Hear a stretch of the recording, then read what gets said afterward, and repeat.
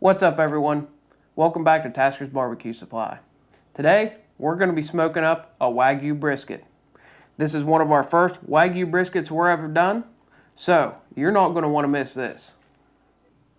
Hey everyone, if you're not already subscribed to our channel, make sure you smash that subscribe button down in the corner. Remember, it's free to subscribe and you're going to help out our channel and be notified of our future videos. So, enjoy the video.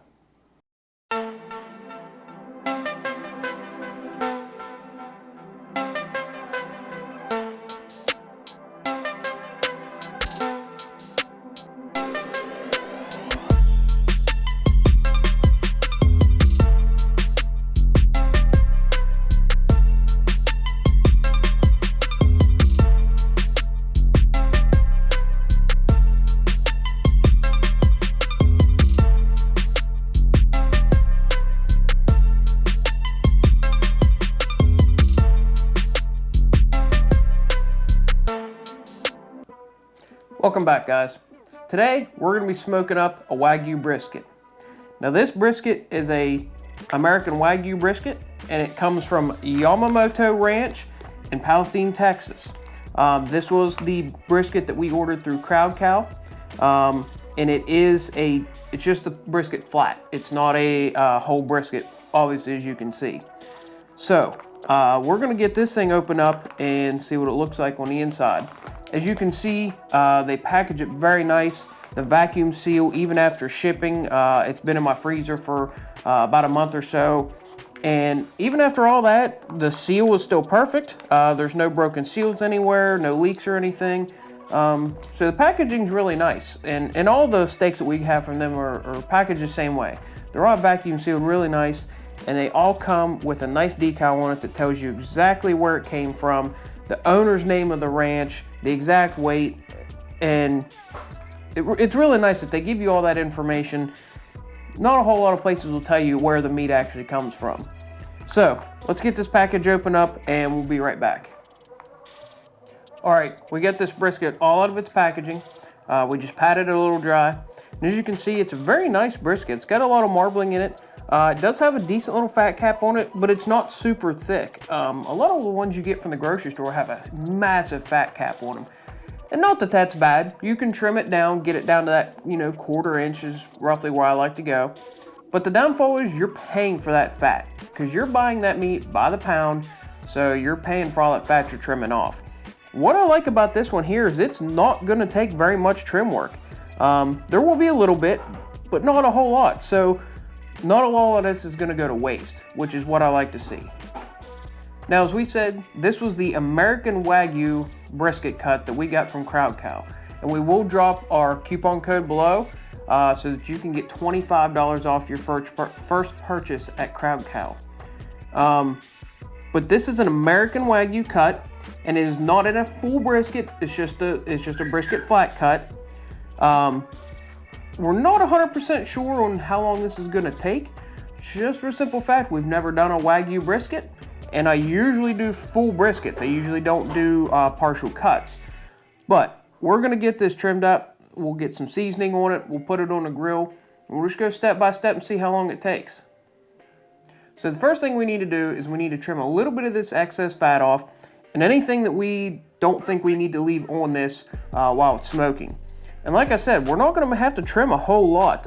It's actually pretty decent. I will trim a little bit of this excess off along the way here. There's a little bit of a fat vein there that's a little heavy for my taste.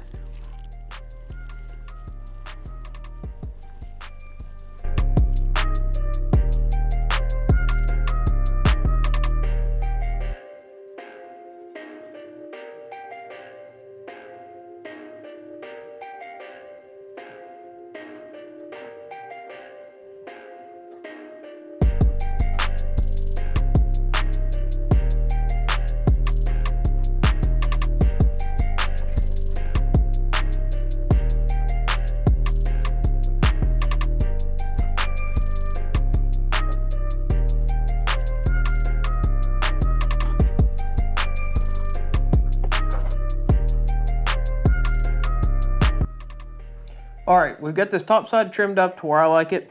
As you can see, this is all the more we had to trim off. And as most of you know, if you've ever done a brisket before, this is very minimal for trimmings. So like I said, it's actually trimmed up pretty well right out of the package. Let's flip it over and see what we need to do to the bottom side of it. And this side here's the same way. You can see a lot of this beautiful marbling through here. The meat has a lot of intermuscular fat, so I think this is going to make a very good brisket. But as far as trimming goes, there's not going to be a whole lot. I am going to go ahead and get the most of this off because I'll leave this side up. Obviously, I always put my fat cap down to protect from the heat coming up through. I know it's very controversial, fat cap up or down. We're not going to get into that. I just put mine down. That's just the way I've always done it. And that leaves me a nice area to make a really good bark on the top of this. So what I'm going to do is trim up this fat the best I can to get down to some good meat. That way we can create a really nice bark on this.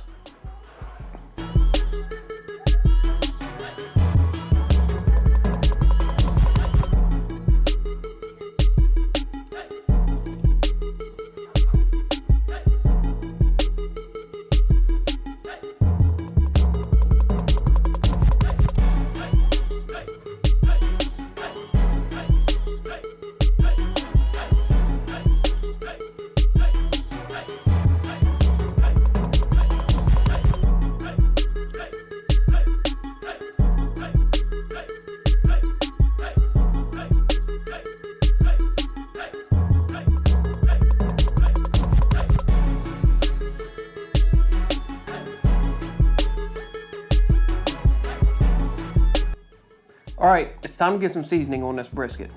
Now for today, I'm going to be using Killer Hog's AP rub, which is going to give us our nice salt, pepper, and garlic base. For me, I personally like to go over top of that with some Killer Hog's barbecue rub. Now, that's not for everybody. I like a little bit of a barbecue flavor to the crust of my brisket. A lot of people just prefer that Texas style brisket of a nice heavy salt, pepper, garlic. What I recommend, if that's what you like, get something that's a lot more coarse ground. Get something, Montreal steak seasoning is a good one. There's several companies out there, and if you don't find one you like, make your own. Some coarse ground salt, some heavy ground pepper, garlic, different things like that. Even some rosemary you can put over top of this and just make a really nice crust. But for me personally, I like a little bit of a barbecue-ish flavor to it. So I go my AP rub as a base to give me some salt and pepper in there, and then I go over top of that with the barbecue rub. So we're going to do the bottom side first.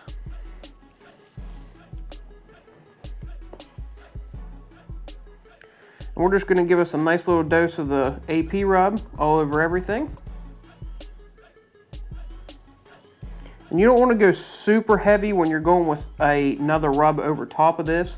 I like to get a decent amount on there because obviously you're talking about a big piece of meat, but don't overload it because the AP rub does have a lot of salt in it. If you go with another rub that's got a decent salt content, you'll find that the meat's a little salty. Another thing, a lot of times I'll inject my briskets, and I use the Butcher's Barbecue Prime Brisket Injection. Fantastic flavor. And what I love about it is I get it in a bulk pack that's powder form, and then I can mix up however much I need for that particular brisket. For this one, I'm not going to be doing that because I want to get more of the natural flavor of this Wagyu so we can kind of taste really the natural flavors of it. You know, I don't want to put anything into the meat that I don't have to. But I do it a lot on my normal briskets, so you have to watch if you do an injection and you're doing seasonings. You really have to watch your salt content because most of your injections will have a high salt content also. If you overload it with injection and you put a heavy salt content seasoning on top of it, a lot of times people might not like it because it gets a little too salty. Now we've got our salt, pepper, and garlic on here. We're just going to come back over top with some barbecue rub. Now this being a little bit of a sweeter rub, he does make one that's a hot rub too.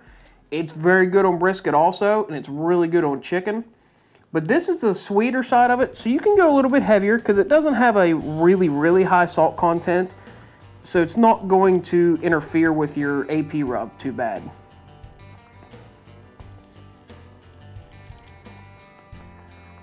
And this stuff makes a beautiful crust. if you like that real thick bark on top of your brisket, this will do it. It makes a really nice crust because of the sugars in there caramelize up, and they make a very, very nice crust on the outside. So let's pat that all in. And we want to make sure we get our edges really good. You don't want to leave those out.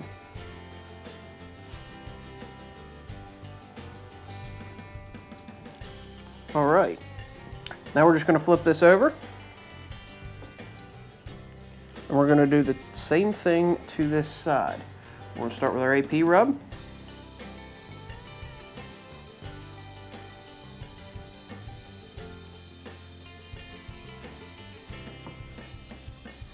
Just kind of pat that in a little bit.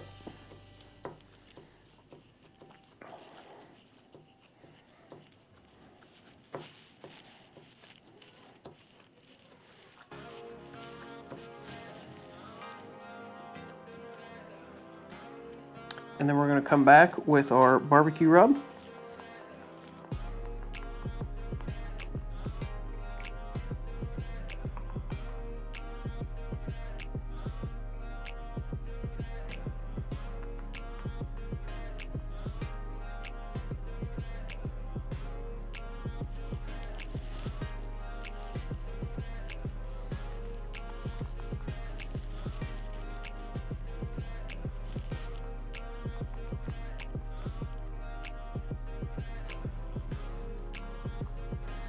And again, you want to make sure you get your edges very good.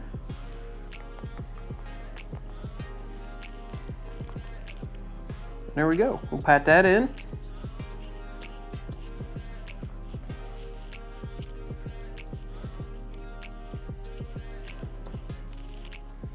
And now this brisket is ready to go.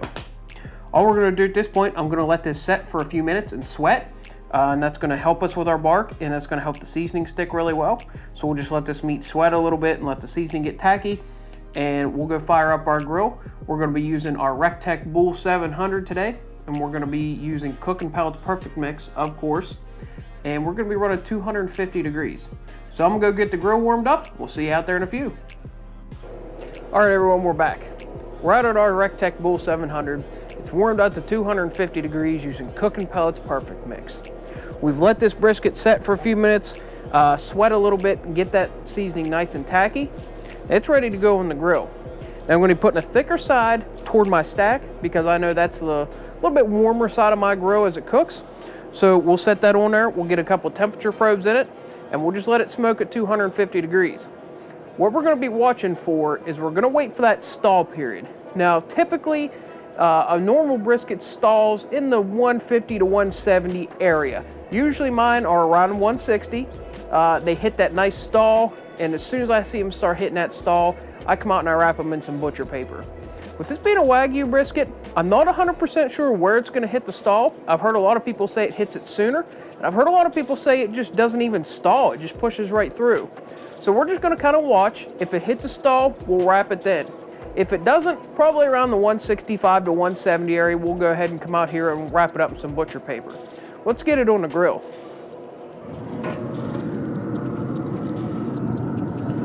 Again, we're just going to put this on with the larger side facing the stack. We're just going to put it right in the center of the grill grates. And then what I'm going to do is I'm going to get our temperature probes in it. And we're going to be putting one right here in the thin side. We want to kind of get it toward the middle a little bit so we can get a nice temperature reading right about in here toward the thinner side. And then I'm going to put one over in the thicker half. So I get a nice temperature reading in the thicker half of this brisket. So we've got our temperature probes in, our grill's nice and warmed up. Let's get it closed, and we'll let that brisket do its thing. We'll be back out here when our temperatures rise up a little bit and we either hit the stall or we hit the 160 mark, and we'll get it wrapped up and we'll show you how that's done. We'll see you back in a few. All right, and welcome back, everyone. It's been about 3.5 hours since we first put this brisket on. Our temperatures are staying awesome. We have not hit a stall period yet. Now again, I don't know whether it's going to hit a stall. I've heard a lot of people say that Wagyu briskets really don't hit a stall period. So what we're going to do now is we're going to go ahead and wrap it because we're at 165 degrees internal, and that's usually right where I like to start wrapping my briskets up. Now again, this has only been 3.5 hours so far, and we're already up to 165 degrees. That's pretty quick. The other thing is, I've noticed that our temperatures stay perfect. One side of my brisket shows 167, the other side shows 163. So that's pretty close on both sides of that brisket. So we don't really have one hot side and one cool side. Even though they're a little bit different in the thickness, it's cooking up pretty even. All right, so let's get this brisket over here and I'll show you how to get it wrapped up in our butcher paper. First thing we're gonna do is we're gonna pull our temperature probes out. And we're just gonna pick this brisket up and we're gonna bring it over here to our butcher paper. Now you wanna be careful when you go to lift this brisket up. You wanna definitely make sure that you have some type of an insulated glove on. Now what I have right now is I have a insulated glove liner over underneath of just a rubber glove that I use for any type of food prep. And that works fantastic. The reason this works so well is you can pick these glove liners up very inexpensively on Amazon or anywhere. You can get about a 12 pack of them. If they get dirty, you can throw them in the washing machine. If they get too dirty, you can throw them out. They're very inexpensive. Now I have seen people use like the silicone barbecue gloves. Those work fine too. I just like these because they're a lot simpler and it's a lot easier to get them washed up and cleaned up because I just peel my rubber gloves off. So let's get this brisket wrapped up. All right, now for our wrap, what I have here is I have 2 layers of butcher paper down. So we're just gonna take this first layer and we're gonna wrap it lengthwise to get our ends covered really well. And what I usually like to do for that is I'll wrap it over one side, bring this side up, wrap it over, and then we'll bring it all over this way.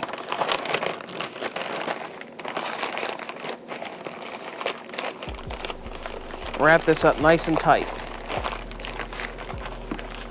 Now what we're gonna do is we're gonna turn this upside down, and I'm gonna set this on my butcher paper on the bottom, and we're basically just gonna wrap this. And what you wanna pay attention to is what side is up and down. Now before I told you we cooked this with the fat cap down, which is what I always do standardly to help protect from the heat. But when I go to put this back on the grill, I cook it fat side up. Because when it's in this butcher paper, that fat will render down through, and I think it just makes a better product. So just pay attention to which side is up and down before you wrap this. Obviously I have my fat cap up right now. So we're gonna flip it once, tuck our edges,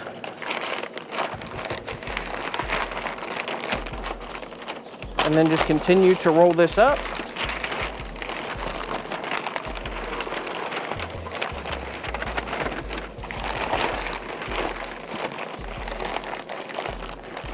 And there we go. It's ready to go back on the grill. And we're just gonna stick this back on here. We'll stick one temperature probe down through to monitor our internal temperatures. I'm not so much worried about watching both sides now.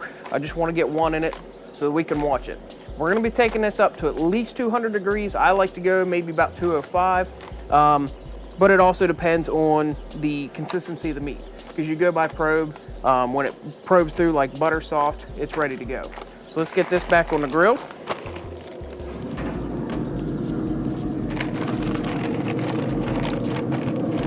We're just going to take one of our probes and run it down through.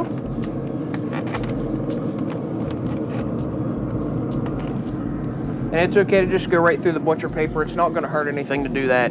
So I just run it right through the butcher paper. I'm not going to worry about my other probe for right now. I only need one. Let's go ahead and get it shut back up. At this point, I'm going to go ahead and leave it at 250 degrees right now. Since this has come along pretty quick, I don't really see any need to bump it up to try to push it through a stall.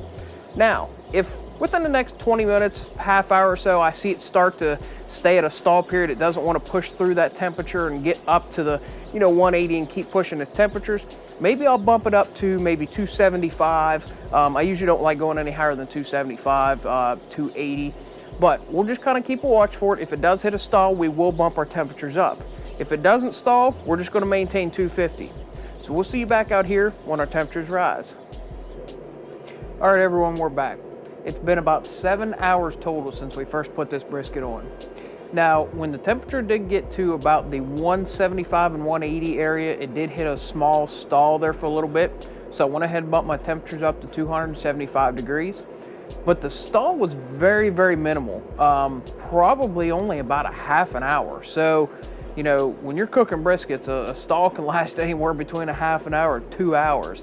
So for this brisket, that was a pretty quick stall. I pushed through it pretty easy as soon as we bumped our temperatures up.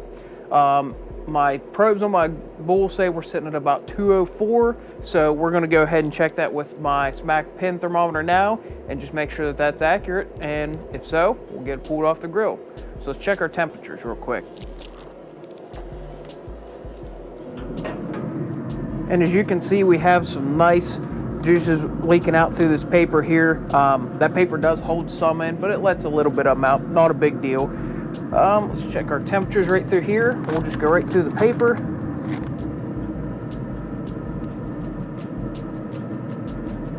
And we are perfect. We're sitting right over 200 degrees. So this brisket's ready to go. All we're basically going to do at this point is I'm going to pull it off. We're going to take it inside and let it set for probably 20 to 30 minutes. Resting a brisket's very important. You have to let that brisket rest, let those juices reabsorb into it, and just let that meat settle a little bit. If you're not ready to carve this up, that's okay. Throw it in a cooler, throw some towels over it, and just let it sit there. This will be good for hours later. But we're going to be carving this up pretty soon, so all I'm going to do is just let it rest on the counter 20 to 30 minutes, and we'll get it carved up. So let me get this pulled off the grill. We'll meet you back inside. All right, everyone. We took our brisket inside. We let it rest for about 20 minutes or so, unwrapped it, and it looks fantastic. And one thing I did start to notice as this meat started cooking, started taking some shape. You could really see, like I said, this is a brisket flat, but they did leave a portion of the point actually connected to this.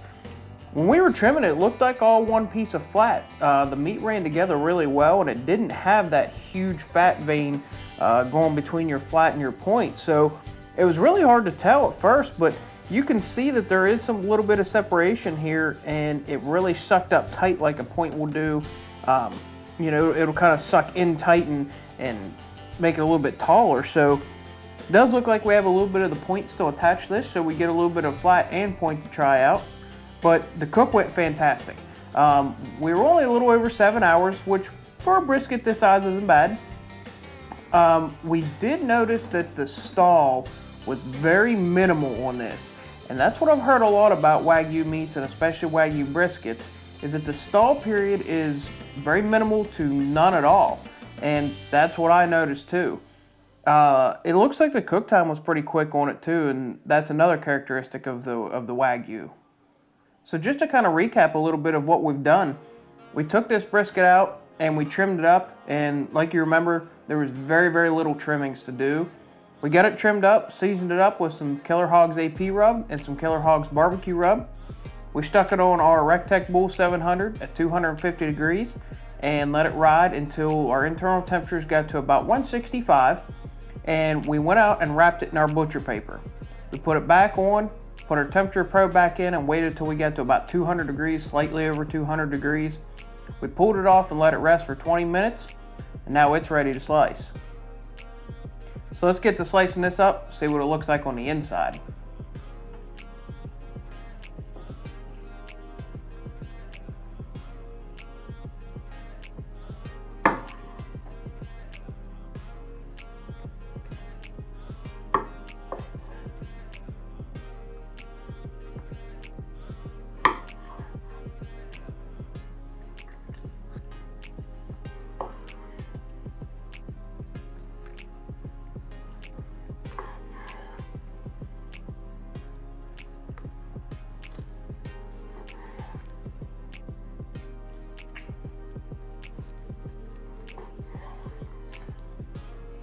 As you can obviously tell by how we're slicing this, it's very, very juicy.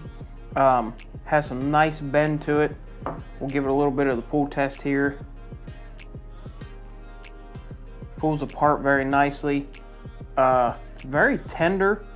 Does have a good bit of fat in it, but it's not overbearing. You can see that there's a separation there between those two, and there's not a huge fat vein like there is on a lot of briskets where you get that huge chunk of fat. It actually looks pretty good. So let's take a bite here and see what this tastes like.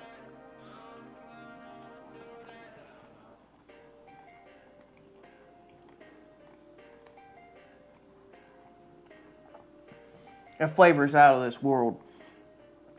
It's so much more tender than a normal brisket is. You know, even in a flat, when you do a normal brisket, even the juiciest briskets still have a tendency to be slightly tough, and you get just a different texture than you do for like steak or anything like this. I mean, that almost tastes like I bit into a ribeye. It's so super tender. It's got a nice amount of fat in it, but not overbearing. The flavor profile is really good with that salt and pepper and the barbecue rub. It gives it that nice little different barbecue flavor without being too salty or too sweet. And I think this turned out really well. Like I said, the pull part is pretty nice on it. A little bit tougher than I like to see, but trust me, when you bite into this, you don't know it. It's so unbelievably melt in your mouth. I mean, this is probably the best brisket I've ever eaten. So, I'm going to slice this up the rest of the way, and we're going to get eating. Thanks everybody for watching. Make sure you like and subscribe, and we'll see you next time.